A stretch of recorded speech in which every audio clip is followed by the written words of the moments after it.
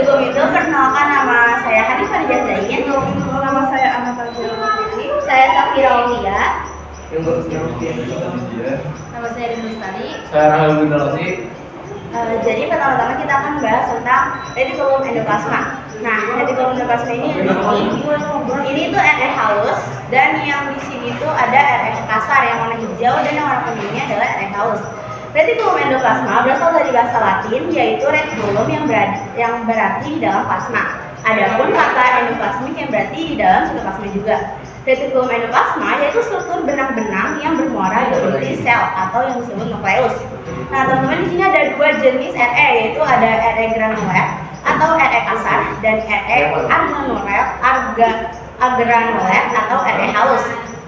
Retikulum endoplasma secara keseluruhan berfungsi menyusun dan menyalurkan zat-zat ke dalam sel atau alat transportasi zat-zat dalam sel. Lalu pada RE kasar terdapat ribosom, dan sedangkan RE halus tidak terdapat ribosom. Fungsi RE kasar adalah mengumpulkan protein iklan ke membran sel. Lalu untuk fungsi RE halus adalah untuk mensintesis lipid, glikogen atau gula otot, kolesterol, dan gliserida. Nah, di sini ada ribosom. Ribosom berbentuk butiran-butiran bulat yang melekat sepanjang retikulum endoplasma kasar. Ada pula yang soliter, hidup sendiri terpisah yang bebas di sitoplasma. Ribosom berfungsi sebagai tempat untuk sintesis protein. Selanjutnya ada badan Golgi. Badan Golgi merupakan kumpulan ruang, gelembung kecil, dan kantong kecil yang bertumpuk-tumpuk. Badan Golgi berfungsi sebagai alat pengeluaran sekresi protein dan lendir, maka disebut organel sekresi. Nah, selanjutnya kita masuk ke inti sel ataupun nukleus.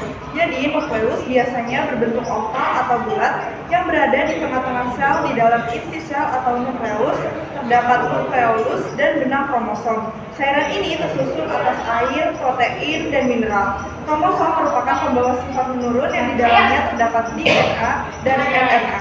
Inti sel atau nukleus diselubungi membran luar dan dalam yang terdiri atas nukleoplasma, dan kromosom nukleus berfungsi sebagai pusat pengatur kegiatan sel.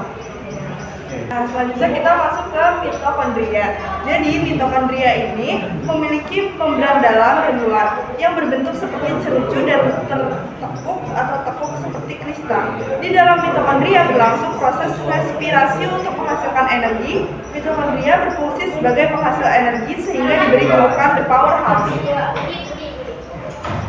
Oke, selanjutnya ada lisosom. Ini lisosom adalah organel membran yang ditemukan pada banyak sel hewan. Bentuknya berupa vesikal bulat yang mengandung enzim hidrolitik yang mampu memecah berbagai jenis biomolekul. Lisosom berfungsi sebagai sistem pembuangan sampah sel dengan mencerna material bekas pakai di sitoplasma baik dari dalam maupun di luar sel. Nah, selanjutnya itu ada peroxisom. Peroxisom adalah organel yang terikat membran yang berfungsi untuk memecah berbagai senyawa beracun yang dapat merusak sel. Peroxisom mengandung kumpulan enzim yang berfungsi untuk mendegradasi senyawa seperti alkohol, racun, dan asam lemak. Mikrofili adalah tonjolan secara mikroskopik yang dibentuk oleh lipatan membran sel epitel. Mikrofili khusus juga berfungsi sebagai pertahanan tubuh dari kuman patogen atau imunogen yang masuk melalui sistem pencernaan. Sekian dari kelompok 1, kurang lebihnya mohon maaf. Wassalamualaikum warahmatullahi wabarakatuh. Waalaikumsalam warahmatullahi wabarakatuh. Dan